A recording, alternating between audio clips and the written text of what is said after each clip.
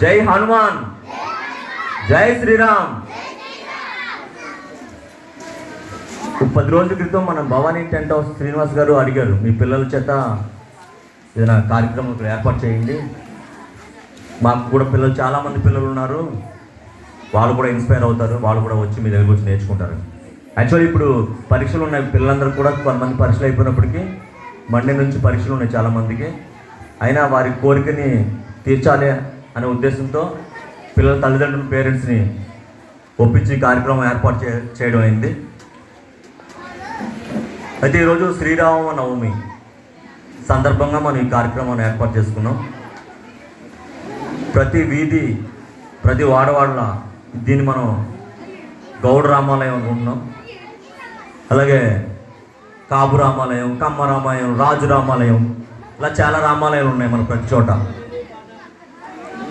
అయితే ఇందాక శ్రీనివాస్ గారు చెప్పారు, ఎన్ని రామాలయాల్లో నిత్య ధూపదీప నైవేద్యాలు జరుగుతున్నాయి. మళ్ళా మనకి చాలా వరకు ఇక్కడ చెప్పడంతో చాలా వరకు ఇక్కడ జరుగుతుందని అనుకుంటున్నాను నేను, కానీ చాలా చోట్ల అలా జరగట్లేదు. శ్రీరామనవమికి దాన్ని దులిపి ఏదో మొక్కుబడిగా శ్రీరామనవమి చేయడం, మళ్ళా సంవత్సరం వరకు కూడా మళ్ళా మనకి రాముడు గుర్తురాడు. మనకి చాలా చోట్ల ఇదే జరుగుతుంది. ఇవాళ మీరు చూసింది ఇది మన పంట.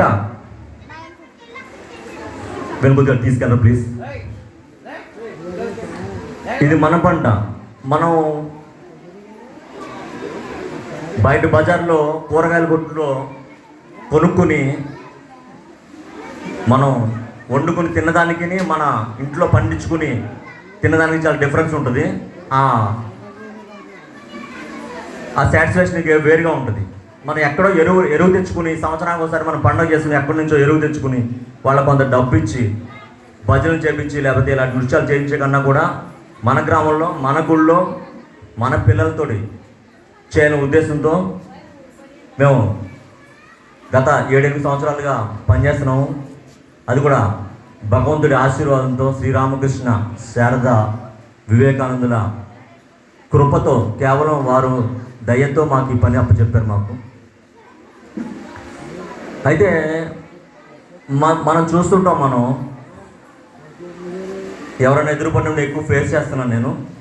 ఎవరైతే హిందూ మతం నుంచి క్రైస్తవ మతంలోకి మారిన వాళ్ళు, మేము దేవుణ్ణి నమ్ముకున్నాం అంటారు. కానీ నేను వాళ్ళని చూసి నేను చాలా ముచ్చట పడతాను, చాలా గౌరవిస్తాను కూడా. ఎందుకంటే వాళ్ళు మన పండగకో పప్పానికో ఇటువంటి కార్యక్రమాలు హడావుడిగా చేసుకుని, ఇందాక శ్రీనివాస్ గారు చెప్పినట్టు ఎవరో హీరో వచ్చి వెళ్ళినట్టుగా ఉంటుంది. ఇది రెగ్యులర్గా జరగాలంటాం. వాళ్ళు ఏం చేస్తున్నారో మీ అందరికీ తెలుసు. వేరే కొన్ని విమర్శించే కన్నా వారి నుంచి నేర్చుకోవడం చాలా చాలా ఇంపార్టెంట్గా ఉంది మనకి. ఇప్పుడు వారానికి ఒకసారి వెళ్తారు, అవసరమైతే పనులు మానుకుని వారానికి 2-3 సార్లు గుడికి వెళ్తారు, అందరూ కలిసి ప్రార్థన చేసుకుంటారు, చాలా హాయిగా ఉంటారు. వాళ్ళు మన భగవంతుని నమ్మే, నా రాముడు, నా కృష్ణుడు, నా రామకృష్ణుడు అంటాం. కేవలం ఇవన్నీ కూడా చాలా వరకు, అంటే అందరిని విమర్శించాలని చెప్పట్లేదు, చాలా వరకు అదే జరుగుతుంది, అదే చూస్తున్నాం మనం. ఎందుకంటే ఆయన భగవంతుని నమ్ముకున్నా. నేను ఎదురు ప్రశ్న వేసేవాడిని, మీరు దేవుణ్ణి నమ్ముకుంటే మేము దెయ్యాన్ని నమ్ముకున్నామని అడిగేవాడిని. మనం దేవుణ్ణే కదా నమ్ముకున్నాం, కానీ నమ్ముకున్నామని అంటాం అంతే.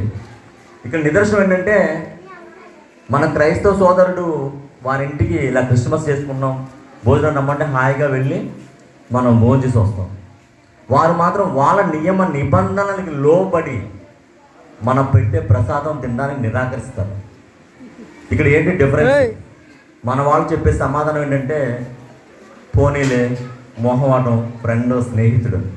ఇది కాదు, ఇవన్నీ కూడా పైకి చెప్పే మాటలు మాత్రమే. లోపల మనం వారి దేవుడిపై వారికున్న విశ్వాసం మనకు లేదు. ఎందుకంటే రేపొద్దున వారితో ఏదైనా మనకి ఏదైనా పని వచ్చినా, వాడి స్నేహితుడో, వాడి వల్ల లాభమో, లేకపోతే ఇంకోటో మొహమాటాన్ని కానీ మనం వెళ్ళి హాయిగా తిని వస్తాం. వాళ్ళ ఉన్న బలమైన విశ్వాసం, మన వల్ల ఏం పోయినా పని నా భగవంతుడు నన్ను చూసుకుంటాడనే ప్రగాఢమైన విశ్వాసం వాళ్ళకు ఉండడం వల్ల వాళ్ళు మన దగ్గరికి రావడానికి ఇష్టపడట్లేదు. కాబట్టి మనం ఈ విశ్వాసాన్ని పెంచుకోవాలంటే ఏం చేయాలి? విశ్వాసం పెరగాలంటే వారు రెగ్యులర్గా వాళ్ళు ఎలా వెళ్తారో ఇతర మతాల్లో ఎవరైనా సరే, ఓన్లీ క్రైస్తవం కాదు, ముస్లిం అయినా వేరే వేరే మతాల్లో వాళ్ళు రెగ్యులర్ ప్రాక్టీస్ ఏదైతే ఉందో మన హిందూ మతంలో రెగ్యులర్ ప్రాక్టీస్ లేదు. ఇంకా దౌర్భాగ్యం ఏంటంటే అన్ని మతాలకి మూలమైన హిందూ మతంలో ఉన్న మనకి అన్నిటికన్నా సనాతన ధర్మం అని చెప్పుకునే మన సాంప్రదాయంలో మనకి ఆ ప్రాక్టీస్ అనేది లేకుండా పోయింది. ఎందుకంటే కలియుగం మనకి లాస్ట్ యుగం అంటారు, తర్వాత ఏం జరుగుతుందో ఎవరికి తెలియదు. అయితే ఈ ద్వాపర యుగం, కృతయుగం, ఇలాగా వేరే వేరే యుగాలు ఉన్నాయి.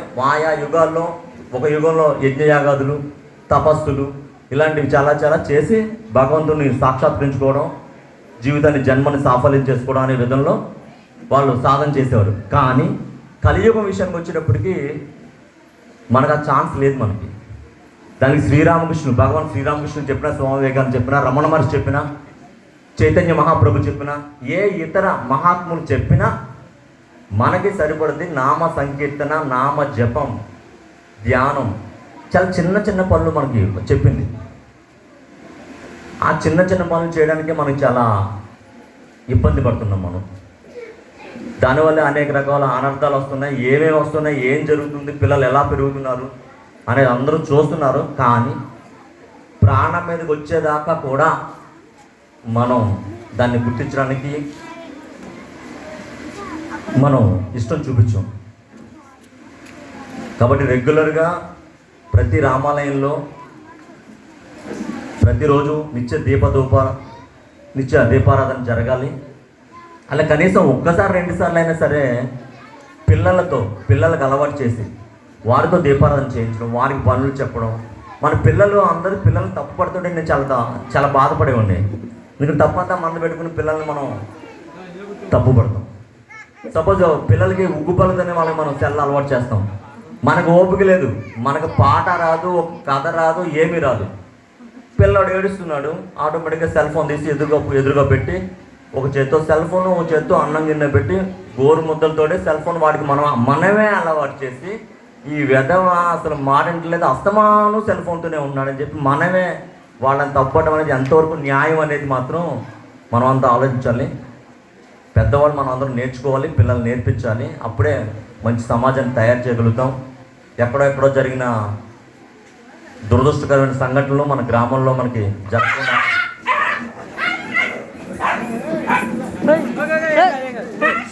కుక్కలు స్పందించాయి, మనుషులు స్పందించారు లేదని జస్ట్ చిన్న స్పందన వాటిలో కలిగింది.